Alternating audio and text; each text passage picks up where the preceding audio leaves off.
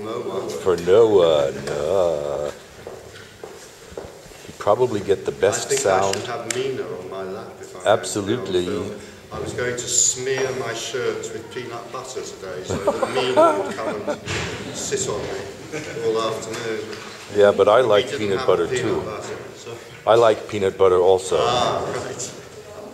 So the thought of you and Mina competing to lick peanut butter off my shirt does not bear thinking about, I have to say.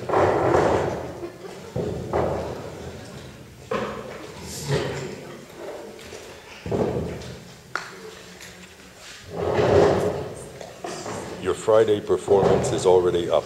Really? Oh yes. Wonderful. In what sort of length segments? Sorry? In what sort of length segments? Some of them are 10 minutes or 15 minutes. I'm not sure, but it's about an hour. Yeah. Will I be 11 segments, about an hour. The first segment is as dumb as this one. You're just sitting there and laughing or something for 37 seconds. Wonderful. I shall go home and link to Yes. my site. Wonderful. A ceaseless narcissistic quest for self-aggrandizement. Yes. Even where there is no self. Supposedly. Whatever a self is.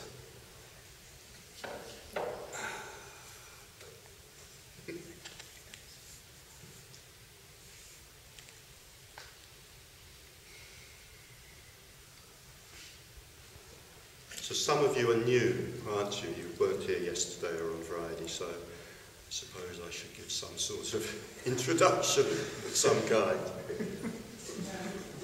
Yeah.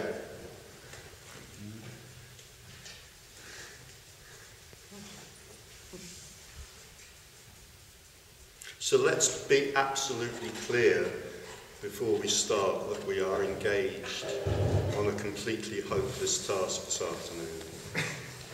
We have contracted with one another to spend 3 hours, 4 hours, but an hour of that will be eating biscuits. So 3 hours talking about that which cannot be talked about, attempting to describe that which cannot be described, and maybe trying to understand that which cannot be understood. And I have a quote. I'd like to start with this quote from a philosopher, a very good philosopher, I think. He's not a non-dualist, but he gets pretty close to it.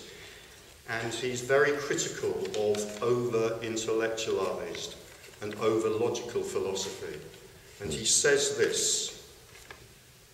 I hope this works in a foreign country. I hope you get the main cultural reference in this. I'm sorry, of course you're not in a foreign country, are you? It's me.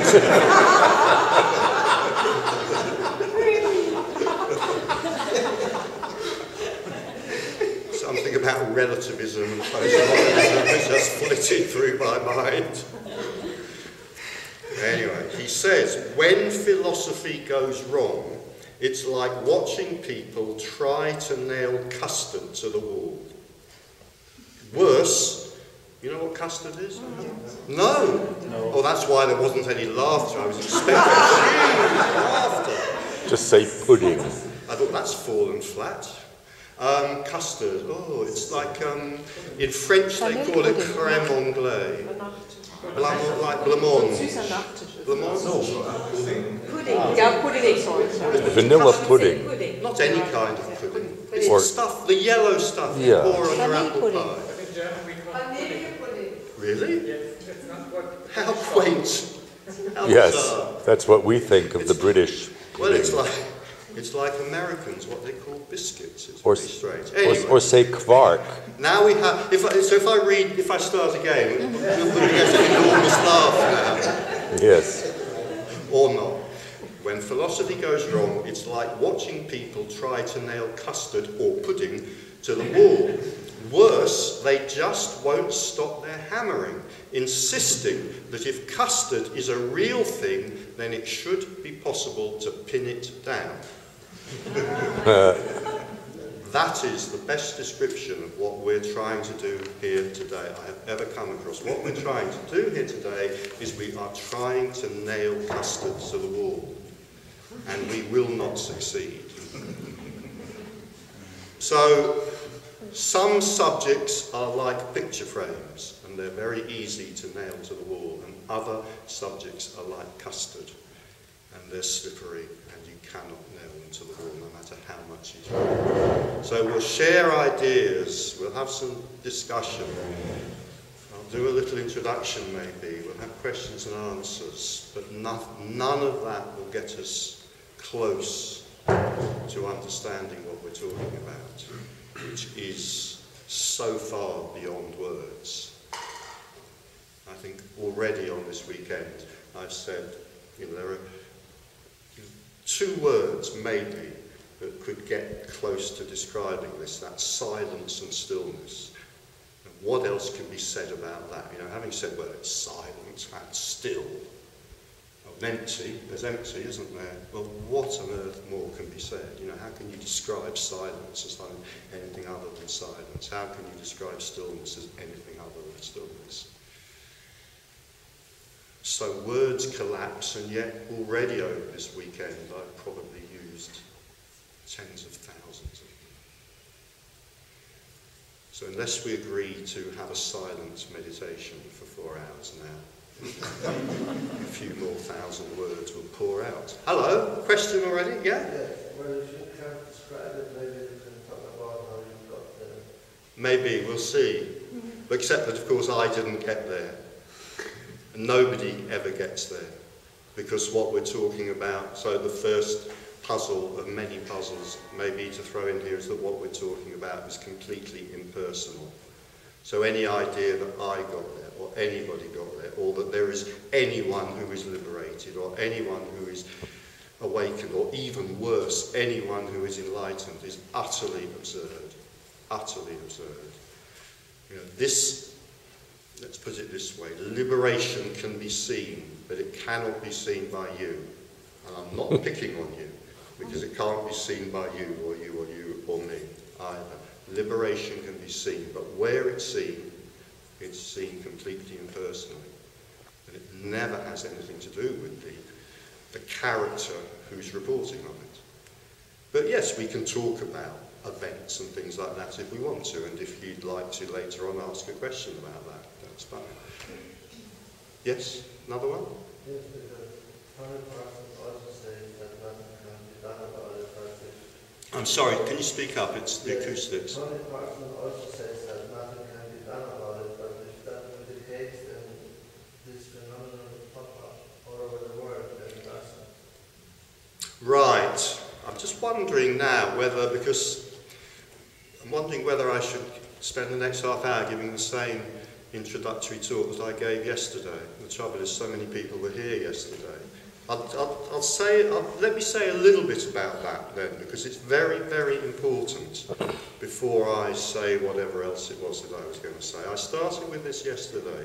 What I said was, this is the biggest misunderstanding of what is being said here.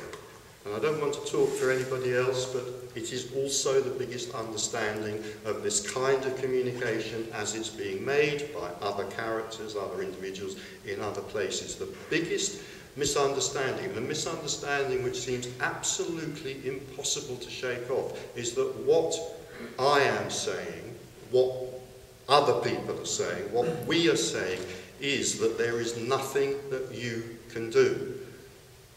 I was saying this yesterday. I've done 2 long interviews recently, one for an internet magazine and one for Buddha at the Gas Pump, which is a big American site with lots of audio-visual interviews with different people from around America and around the world.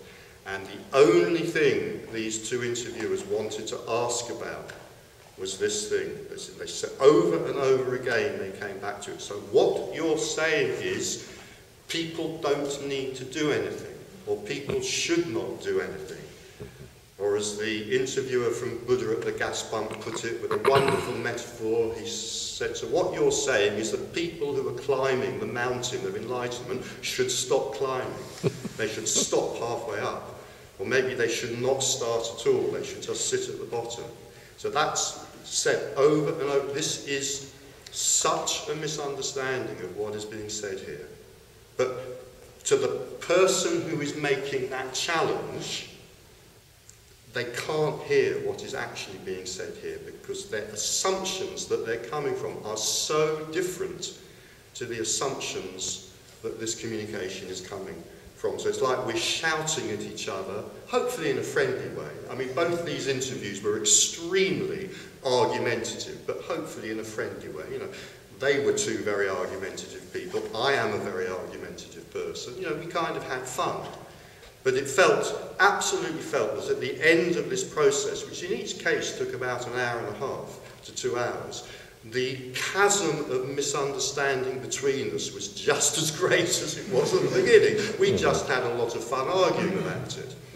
But the misunderstanding was absolutely still there. It's like there is an incredible gulf between you don't need to do anything, one side of the chasm, and what's actually being said here on the other side of the chasm. There is no one. Questions of you needing to do something or not needing to do something, or whether you should do something or shouldn't do something, whether you should climb halfway up the mountain of enlightenment, all the way up the mountain of enlightenment, or sit at the bottom of the mountain of enlightenment and drink tea. Questions like that don't even apply, because there is no one. That's what's being said here.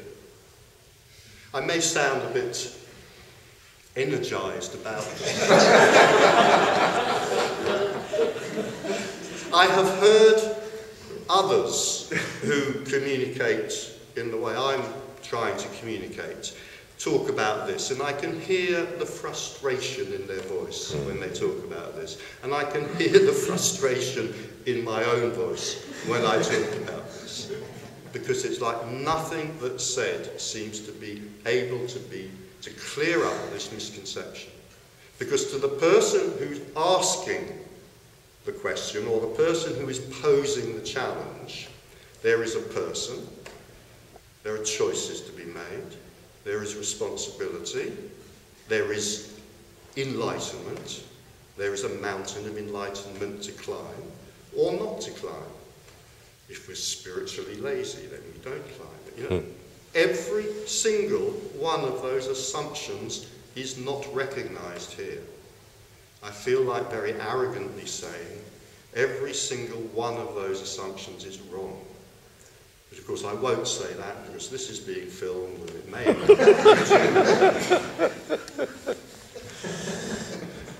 I can't bear to appear that arrogant on the internet.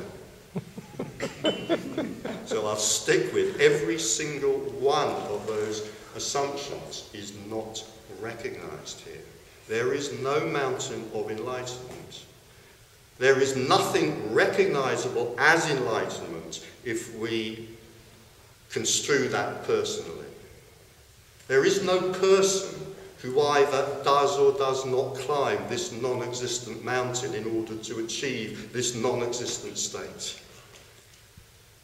You know, so I don't know if this is an answer to the points you made there or not, but it just feels like important enough not to just say it once this weekend, but God help us to say it twice. You know, there is no one does not mean you should do nothing. Try doing nothing and I guarantee you will fail within 30 seconds. You cannot do nothing. Something is always happening, except in dreamless sleep. In dreamless sleep there's nothing happening, but you're not doing it. So even in dreamless sleep you can't do nothing. Go home tonight and try and do nothing. Within seconds something will happen.